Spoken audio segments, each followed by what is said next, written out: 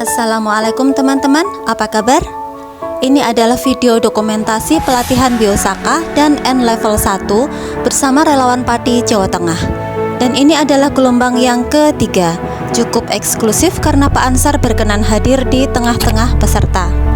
Dan karena videonya ini terlalu panjang, maka kita membaginya menjadi 5 bagian. Dan ini adalah bagian yang kelima. Berapa konsentrasinya agar buah tidak pecah, itu semuanya tugasnya daun. Nah, yang penting daunnya sehat, tanahnya layak. Ini prosesnya lama, terus inspirasinya pokoknya dari menggabungkan antara bukan hanya di Al-Quran, tapi ilmu pengetahuan juga tak cari informasinya. Nah, tapi masalahnya adalah ketika ini memang benar-benar disampaikan, pasti ada perubahan seperti fisika klasik sama fisika kuantum. Fisika kuantum itu dulu dianggap khayalan. Tesla itu tidak mungkin dulu. Apalagi ngomong MC kuadrat itu tidak mungkin zaman dulu. Itu kan diomong gila. 100 tahun kemudian itu baru diterima teorinya. Ya wis tidak apa-apa, Pak. Tapi yang saya lakukan ini sudah ada teori-teorinya, sudah ada jurnal-jurnalnya, tapi ini tidak terkait dengan ilmu pertanian. Padahal kuantum, kejadian alam itu paling banyak di dunia biologi, yang tidak jauh-jauh dari dunia pertanian. Sayangnya penggalian informasi ilmu pertanian itu tidak terkait dengan kuantum. Meskipun ada, mungkin sangat sedikit, tapi kita lebih banyak membahas makanan. Tapi secara simpel, wis pokoknya ujung-ujungnya ya wis kui rumput, ya dah. Ujung-ujungnya bahwa tubuh rumput itu sebenarnya adalah wujud perpindahan unsur hara yang ada di tanah, kemudian menjadi tubuh rumput gitu ya. Kalau tanaman yang kita tanam itu bodoh karena tidak terlahir di situ, berarti kita bisa ngambil makanannya dari tanaman kita itu dari rumput. Kalau kita pengen punya stok pupuk banyak, sebenarnya rumput itu adalah stok pupuk terbaik. Ya toh, mau dihabiskan besok ada lagi. Ulune bumi gitu loh. Nah, dan ternyata itu juga, ya silahkan nanti kalau ada yang sempat ke Borobudur, lihat relief-relief pertanian di sana. Kalau ada yang sempat ke Penataran di Blitar, yo lihat relief di Candi Penataran. Apa namanya Penataran gitu. Tapi yang jelas itu juga tertulis di Al-Quran ada. Yang jelas kalau tidak ada kejadian, tidak ada masa lalu yang terjadi, tidak mungkin ada gambaran gitu toh, Pak. Tapi unik di Nusantara itu ada gambar badak wih kayak kelintingan, Pak. Itu di Borobudur ya. Itu majunya kita di masa lalu, Pak. Orang mor gajah, badak wih dingu. Singa wih tadi tunggangan gitu. Kok boro-boro nyedak singa, nyedak badak, Pak. Kita ini sekarang sama anjing aja takut. Berarti kan kita mundur ya. Nah, yang hari ini boleh diuji. Seandainya ada kampus yang terbaik, teknik, arsitektur misalnya, dites untuk membuat ukiran yang dibuat oleh keraton, oleh orang-orang dulu yang belum mengenal sekolah 300 tahun lalu, kira-kira sanggup apa enggak?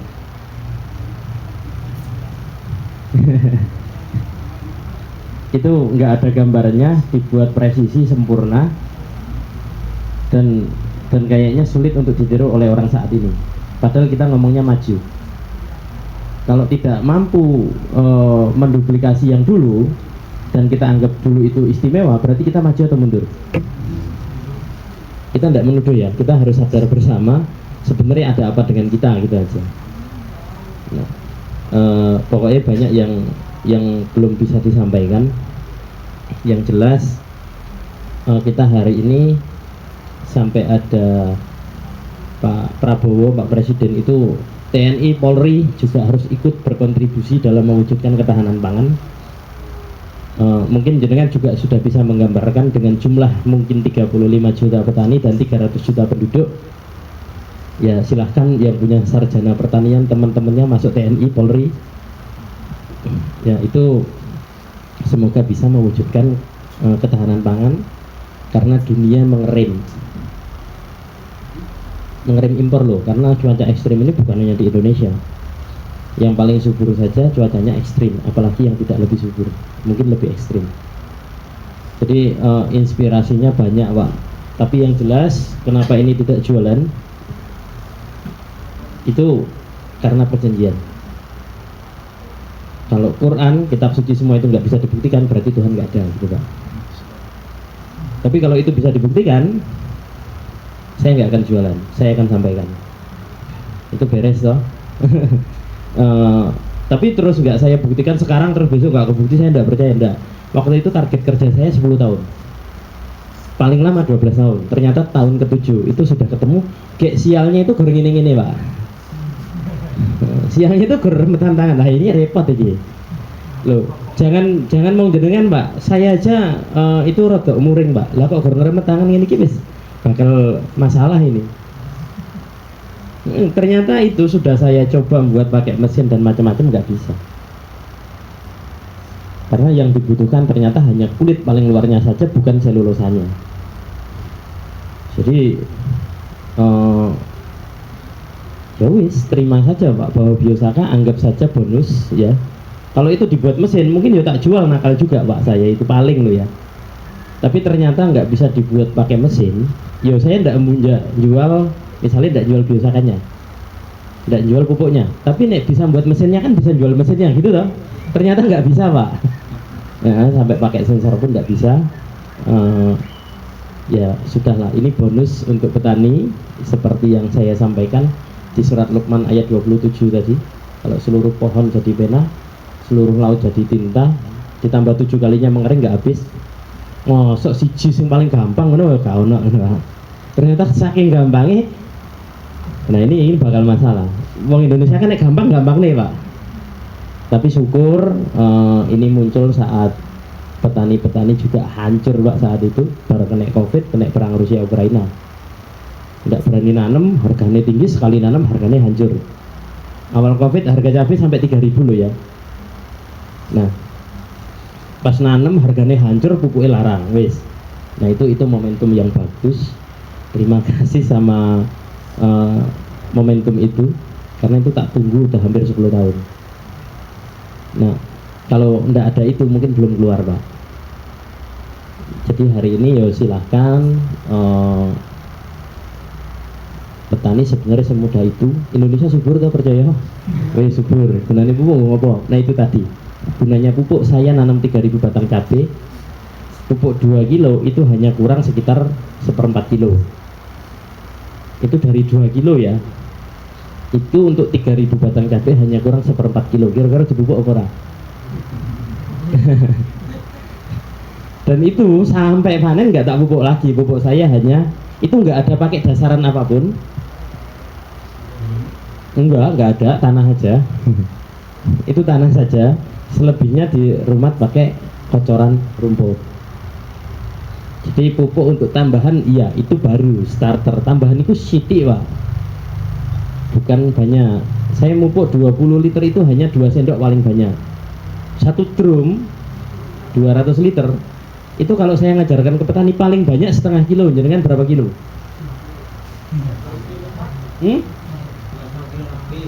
Nah, saya paling banyak setengah kilo Pak.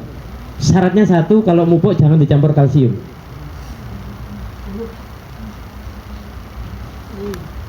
Karena banyak petani pupuknya buahnya ujung-ujungnya dicampur kalsium. Begitu nggak? Campur NPK, campur pokoknya macam rena-rena ujung-ujungnya naik kalsium. Terus ada kalsium disemprot, bunuh diri Pak. Jangan punya cabai itu mancing semua nanti, besar, kecil sampai ujungnya jadi pancing. Bener ya? Kalau tidak disemprot kalsium mulai dari petik pertama sampai pucuk itu besarnya sama semua. Jadi satu batang mau nyari 2 kilo itu tidak susah Pak. Jadi ini Biosaka itu baru baru menyampaikan tentang nutrisi, tentang pertahanan, itu belum teknik budidaya. Kalau orang-orang Blitar saya dampingi sampai teknik budidaya. Oh, mupuk kalau fase begini tidak boleh mupuk. Oh, kalau melon buahnya baru begini itu jangan dipupuk, kalau begini silakan dipupuk gitu. Jadi kalau orang-orang Blitar punya keahlian sampai di situ, Pak. Jadi kalau pupusnya begini, yang dibuat biosakanya seperti ini, itu mereka sudah belajar. Makanya ketika mereka diomong biosaka ndak masuk akal, ya wis padha wae. Wong aku ya ora mikir kok gawe biosaka wis rasa diakal-akal gitu, Pak. Monggo ada pertanyaan, Pak. Lagi, Bu.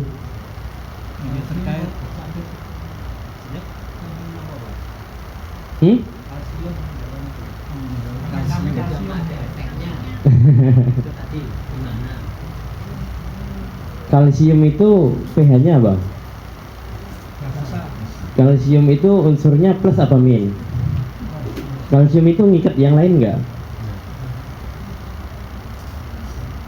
Ya, ini analogi yang sederhana, wis enggak usah jelaskan sampai reaksi senyawa. Ibu-ibu kalau buat peyek itu dikasih kapur apa air kapur? Berapa banyak? Air kapur dalam berapa kilo adonan itu kalau dikasih airnya 1 sendok. Itu tujuannya untuk apa? Renyah empuk. Maksud ya, bagaimana mungkin, Pak, tepung sak baskom besar adonan 5-10 kilo hanya dikasih 1 sendok air kapurnya, dan itu berdampak jadi keras, Pak. Kebayang? Piye nek jenengan 1 drum jenengan kayak pupuk kalsium 2 kilo misalnya, tereduksi enggak? So, itu yang paling sederhana analoginya. Gawe peyek itu gak dikei kapur, dikei banyune sak ciduk, ora sak ciduk, sak sendok. Itu adonan seberapa banyak itu jadi renyah, ndak melempem. Ya salah sendiri ngelola pupuk dicampur, dasarannya ada ponska, ada kohe macam-macam, ujung-ujungnya dipupuk kapur sebanyak-banyaknya. Udah ada pupuk dasarannya, harusnya sudah tidak dikocor lagi. Ya dong, sudah ditabur, dikasih kapur yang banyak juga. Ya wis padha wae. Buah kalau disemprot kapur itu langsung ngunci, Pak. Ukurannya biasanya sak jempol, baru sak jentik begini, itu langsung kunci, tidak mau gede, langsung keras dia. Jadi itu pengalamannya yang kami lakukan di petani. Kekurangan kalsium, kekurangan kalium hampir mirip. Tapi kalaupun kekurangan kalsium, kita itu ngocor kalsium sendiri atau nyemprot kalsium sendiri, 1 tangki itu paling hanya setengah sendok teh. Sak tangki loh, Pak, itu. Nah, rata-rata cabai jenengan pupusnya berhenti enggak kalau sudah merah? Iya toh? Tahu nggak yang menyebabkan pupusnya berhenti dan buahnya enggak nyantel itu, Pak? Jangan semprot kalsium, Pak, ngunci semua pupusnya. Nanti dicoba. Kita kalau nanam cabai keriting, kalau enggak ada serangan hama atau cuaca ekstrim, kalau hanya cuaca ekstrim pun dengan serangan hama pun, kita umum cabai keriting itu tingginya di antara 150 sampai 170, Pak. Tingginya tanaman cabai, tinggi pohonnya. Rata-rata di cabang 35 sampai 40. Itu rata-rata. Terus buahnya dari petik pertama sampai pucuk itu sama semua besarnya. Jadi yang kita haramkan itu hanya semprot kalsium, kecuali dalam keadaan darurat. Daging babi boleh dimakan, kalau darurat tidak boleh berlebihan gitu, Pak. Loh, iya ayatnya jelas loh itu. Kalau memang tidak ada lain pilihan gitu. Makanya tadi urin manusia, kalau tidak kepentok, tidak ada lagi pilihan, itu boleh dipakai. Tapi kalau di Indonesia koyoke enggak mungkin kepentok loh, Pak. bisa diusahakan yang lain gitu, karena dianggap tidak lazim. Yo, jenengan waktu mangan kebayang iki wingi tak uyuhe ya jenengan aja jijik sendiri gitu toh. Nah, itu hal-hal yang sederhana sebenarnya, karena peradaban yang sudah dibangun oleh kita dalam waktu yang lama itu baru budaya. Tapi kalau pupuk kimia, mohon maaf, itu bukan budaya. Tapi selama ini itu budaya nih petani, ngono toh. Pengertian budaya itu apa? Budaya itu kultur, ya. Kultur itu bagaimana? Budaya itu lahir dari kebiasaan di suatu wilayah oleh sekelompok masyarakat, gitu, yang berlangsung sekian lama dan diwariskan secara turun-temurun, alami, sehingga dijadikan sebuah budaya atau kearifan lokal. Kira-kira pupuk kimia lahir dari mana? Ya, kata mereka apa? Residu. Residu emang kenapa masalahnya? Berbahaya untuk apa? Kesehatan gitu ya. Loh, mereka saja yang memproduksi itu, inseks yang kita pakai teksek itu Pak, satu kali nyemprot saja mereka sudah tidak mau. Ya, jenengan itu lucu, makan racun dan berdoa lagi Pak. Ya serius, memang begitu toh Pak. Keadaannya begitu. Padahal pitutur leluhur, pitutur orang terdahulu, kabeh nek sing dipangan kewan, kuwi kewane orang mati itu racun. Tapi nek tok delok ora dicerai kewan, ora sah konangan, Mbak. Kewan mangan mati. Nek ora dicerai blas karo kewan mesti kuwi racun. Aja tok jajal, ngono ta? Lah saiki kok golek sing teksek terus dipanen dipangan dhewe, Pak. Ndonga meneh. Nah, itu hal-hal yang bahasanya gabut Pak. Kita itu tidak punya kerjaan, golek kahanan itu Pak, yang sebenarnya itu tidak dibutuhkan. Terus ini bahaya meneh untuk saya Pak sebenarnya. Iya toh, untungnya ora ono bahayane ya. Tapi mudah-mudahan tidak bahaya Pak. Karena apa yang saya lakukan itu dampaknya bukan untuk saya. Tapi kalau yang seperti itu dibiarkan terus Pak, jumlah petani terus tidak ada. Makin larang makin tidak minat toh. Anak petani tidak boleh jadi petani. Kalau dulu katanya ketemu wong lanang pokoknya seru wegep kerjane ning sawah, le dadi mantuku ngono ketemu, Pak. Hah? Kalau sekarang kira-kira dilamar karo petani, mbok ojo tonduk, mbok liyane ngono toh? Kalau dulu saya kebetulan di Malang tetanggaan sama mbah-mbah. Itu orang kaya, kebetulan laki-lakinya ini bukan orang kaya. Dia bukan orang kaya, dia buruh tani ning sregep. Sregep, Pak. Kerja karo juragane iki terus dipek mantu, Pak. Mergi apa sregep. Sekarang kira-kira mungkin apa orang ngono kuwi? Hah? Wis ora mungkin, Pak. Aja nduk mbok golek liyane ngono to. Heeh, kaya dunia iki sempit men ngono, Pak. Hah? Nah, itu fakta miris di negeri agraris, Pak, yang hari ini sudah terkikis menjadi satu seolah-olah budaya yang kita ini sebenarnya petaninya ngalami satu kekosongan generasi. Kita itu kekosongan generasi ada 15 tahun. Gitu, umur dari 20 tahun sampai 35 tahun itu hanya 0, Pak yang mau jadi petani.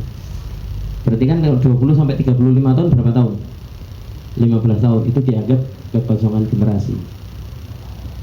Generasi rawan itu banyak, itu usianya yang sudah di atas 60 sampai 70 tahun.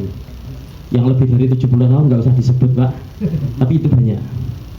Tetap jadi petani. Profesor saja 70 tahun pensiun.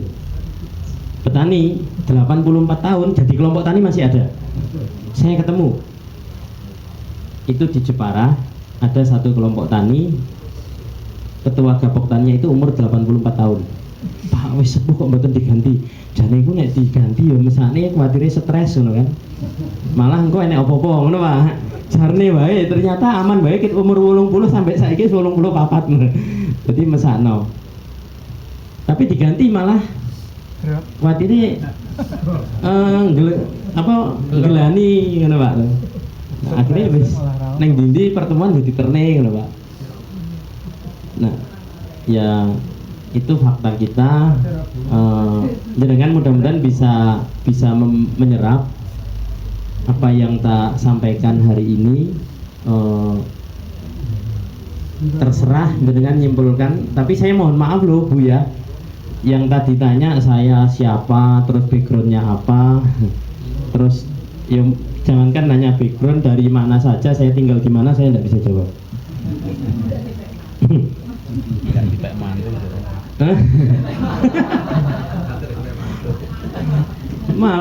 malah bahaya Bu, tinggal terus kok. Mau tani itu, enggak Pak, enggak.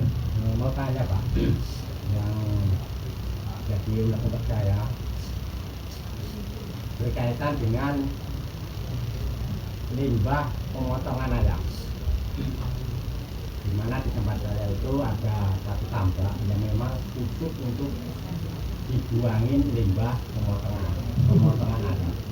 Nah kemarin saya berpikiran sebelum ada hujan banyak itu, berpikiran mau menggunakan N-level untuk menetralisir daripada limbah itu.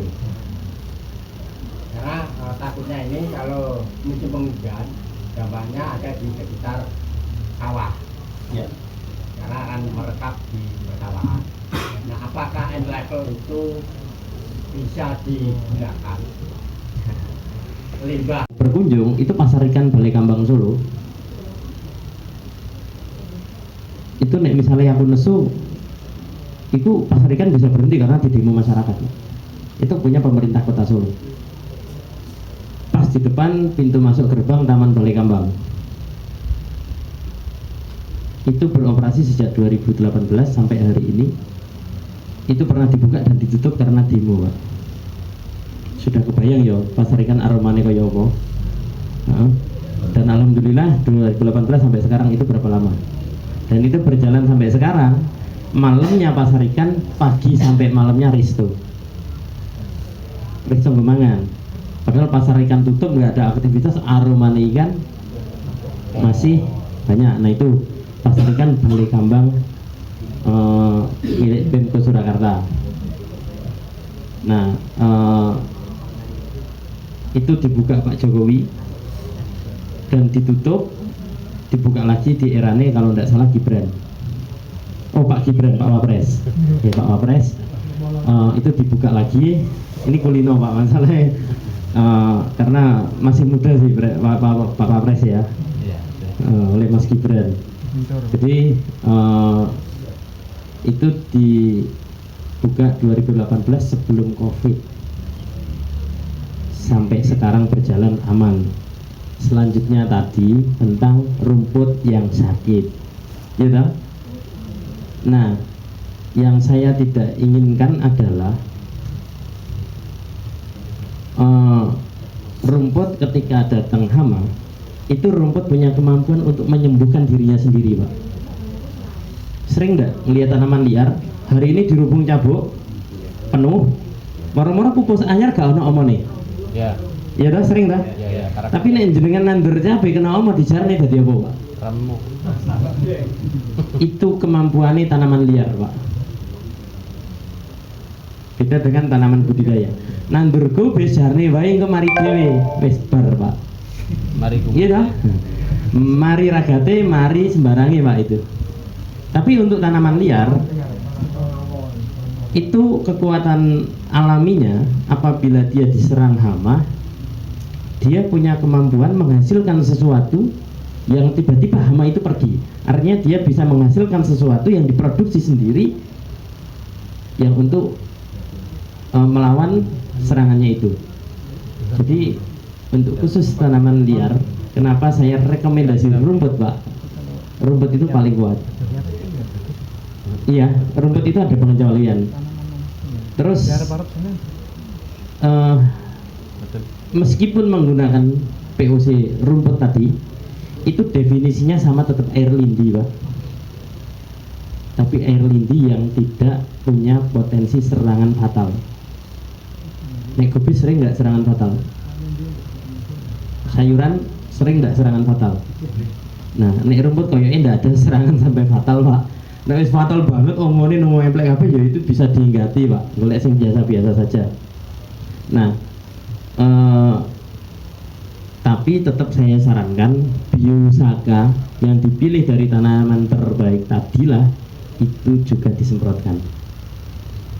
Tidak boleh wis gampang gawe N level 1 wae wis cukup, atau gawe POC dari rumput saja wis gampang 5 dino dadi. Nah, N level 1 itu juga tidak ragat satu genggam tanaman itu mampu mengantisipasi, mudah-mudahan mampu merubah signaling yang dikeluarkan oleh tanaman. Terjawab nggih? Semua nggih?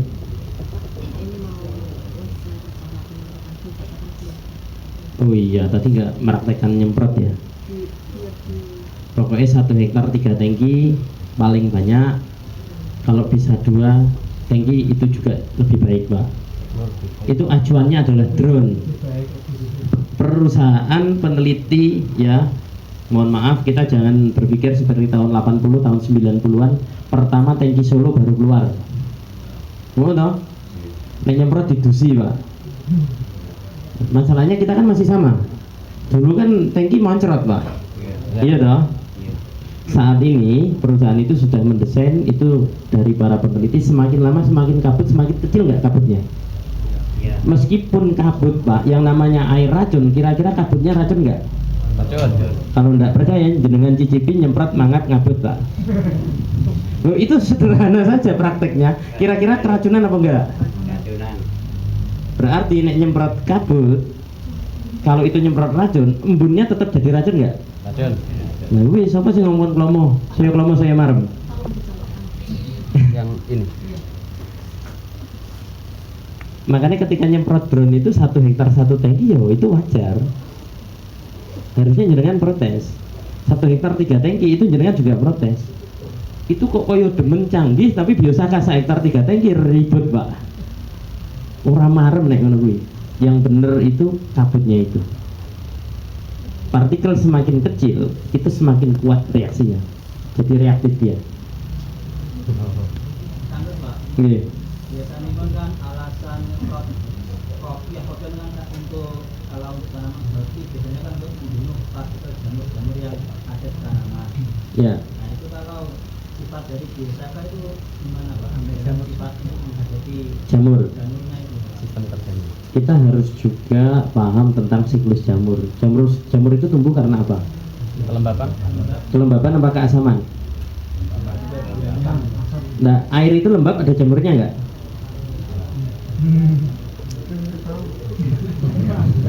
Lumpur, kalau dia basah tapi nggak asam, kira-kira ada jamur nggak? Dekat ke asam, mantekan kelembapan. Terus anget, asam itu hangat akhirnya.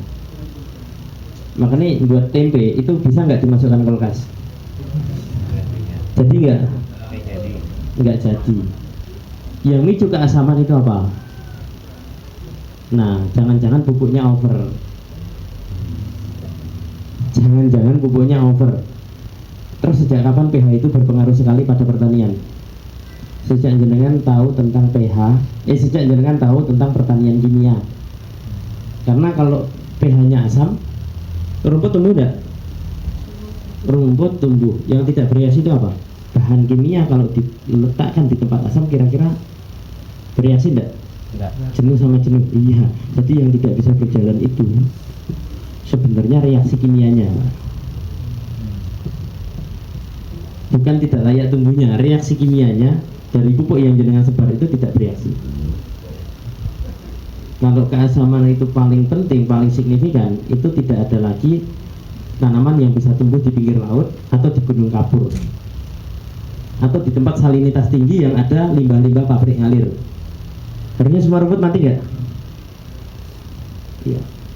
Karena itu tidak disiram pupuk akut, ya dia tetap jalan.